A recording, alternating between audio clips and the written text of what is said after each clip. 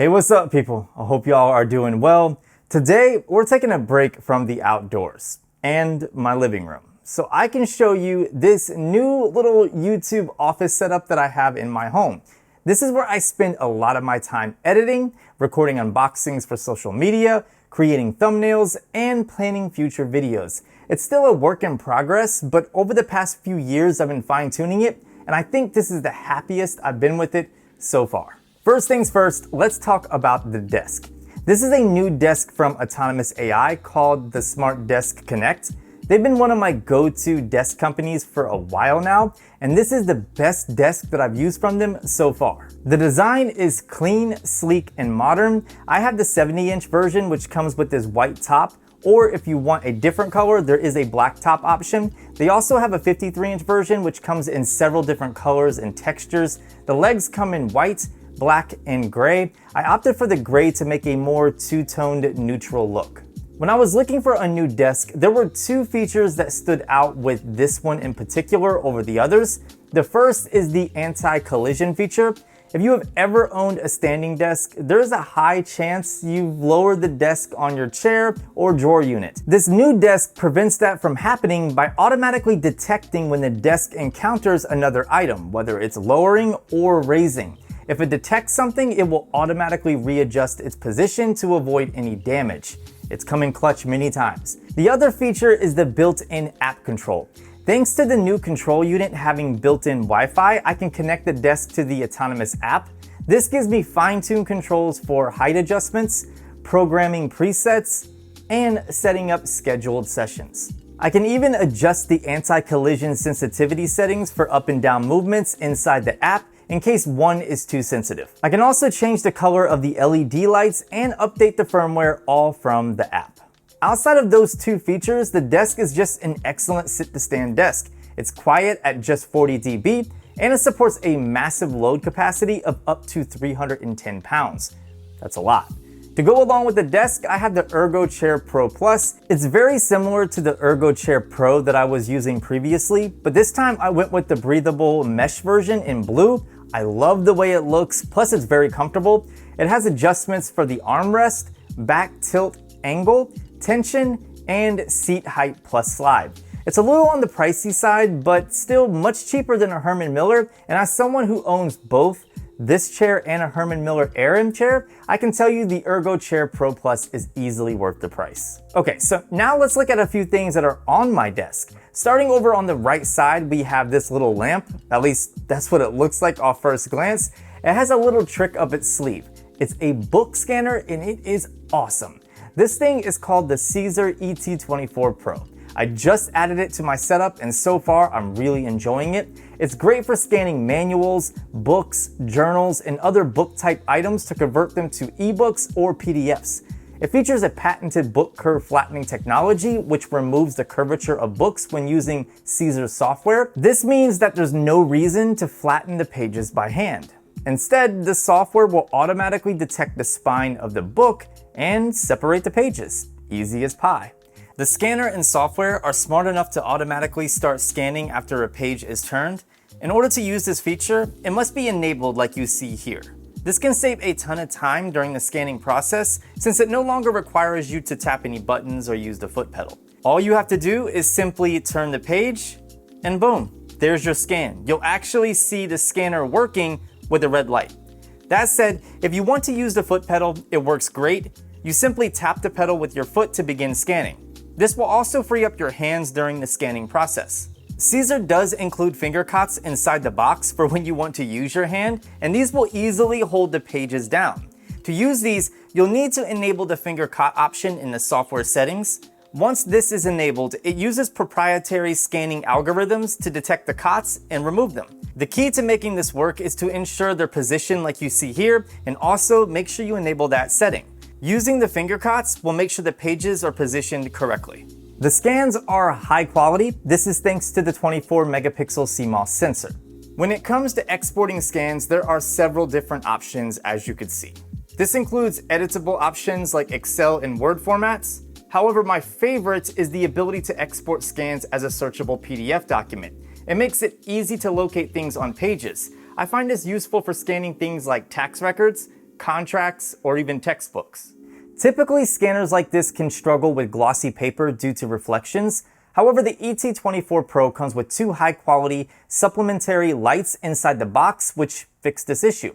There's even a built-in visual presenter function, which works with video call services like Zoom, Skype, Google Meet, and more. This will allow you to share books with family, friends, or even classmates live. What's really cool is this scanner has a built-in microphone, and when you combine that with the built-in visual presenter feature inside of the software, I can easily record a presentation of a book. So right now I'm looking at this anatomy and physiology book, and I can turn pages, and of course it's recording everything in real time on my computer.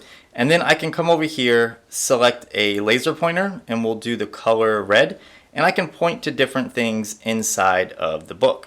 So I can point to lab manual options to fit your course, or I can select a shape. So we'll do a square, we'll do yellow, and say I wanted to highlight something, I could easily do that.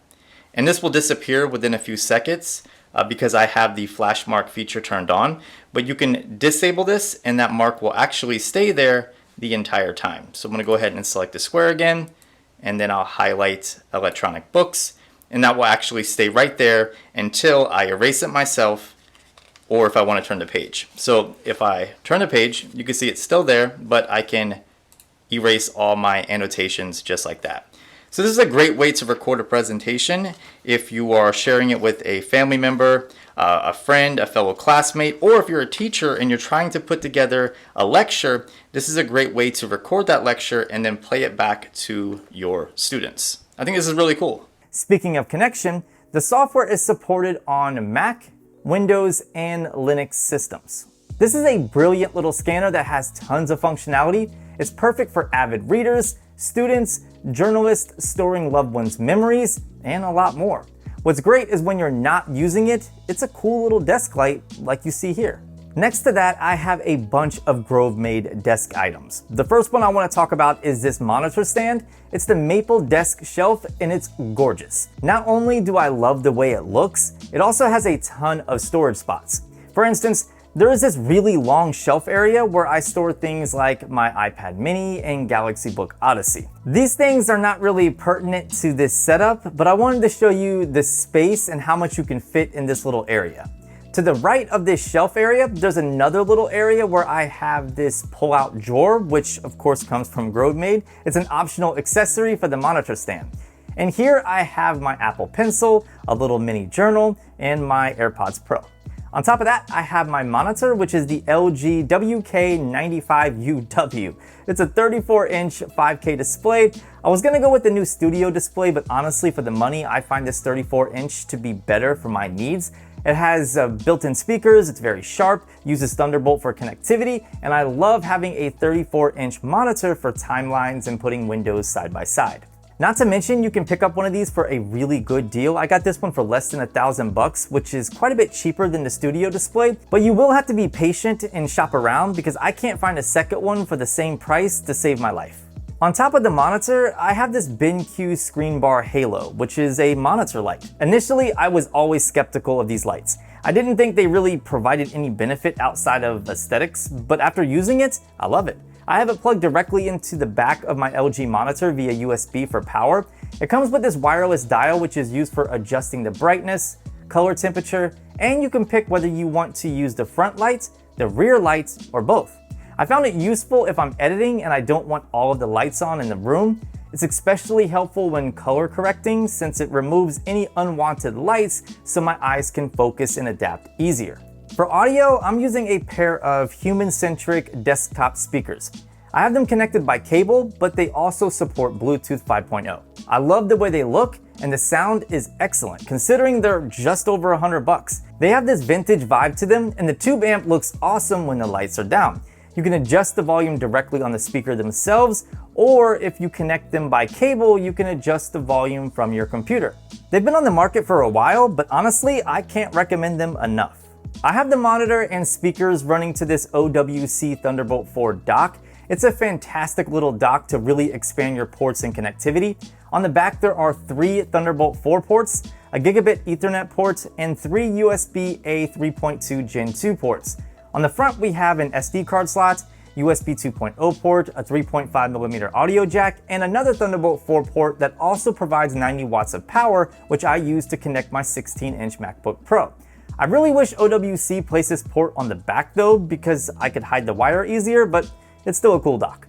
I also have an external OWC SSD plugged into the dock so I can quickly offload footage whenever I need to. This is the Envoy Pro SX. It connects by Thunderbolt or USB 4. It's also relatively affordable given how fast these speeds are. It has a solid build to it, making it durable so you can just toss it in a bag whenever you're traveling. So if you're looking for a fast, reliable external SSD, this is one that I can easily stand behind for sure. Going back to my 16-inch MacBook Pro, which is obviously the heart of this setup, spec-wise, it has the M1 Max with a 32-core GPU and 16-core neural engine and a 2TB SSD plus 64GB of RAM. This computer has been amazing for photo and video editing. I've edited 8K from the A1 as well as 4K ProRes RAW from the Ninja V with ease. The only issue I have with this machine is the memory leak issue, which Apple still hasn't fixed. Hopefully they push out an update to fix this soon because it's really annoying, but in any case, it's a solid laptop for editing. Not to mention the display is incredible on its own, so whenever I travel, I'm not really missing out on anything. Whenever I'm editing at the desk here, I just simply connect a single cable to it, tuck it away under the Grovemade Monitor stand, and get to work. So far, I haven't run into any issues with thermals due to its placement under the stand, but if that happens, I'll look at getting a laptop stand.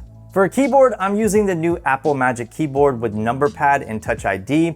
There are better keyboards out there, especially for the price, but the added convenience of Touch ID is what sold me. It makes logging into my computer a little bit easier, but more importantly, it makes Apple Pay payments much faster. To the left of that, I have the newer Magic Trackpad, which works great for browsing and things like that. However, when it comes to photo and video editing, I prefer the precision of a mouse, which is why I'm using the white MX Anywhere 3. It's perfect for editing and of course can be customized inside of Logitech software. Not to mention it just looks clean with this setup. Plus, due to its size, it can easily be tossed in a bag so I can bring it with me whenever I travel. Oh, and both the keyboard and trackpad are resting in Grovemade docks, which look really awesome, I'm not gonna lie. It just adds a little pop to the setup, especially when combined with the Grovemade leather wrist rest that I have right below my keyboard. I also have this huge Grovemade desk mat that adds contrast between the white desk and the natural look of the other pieces.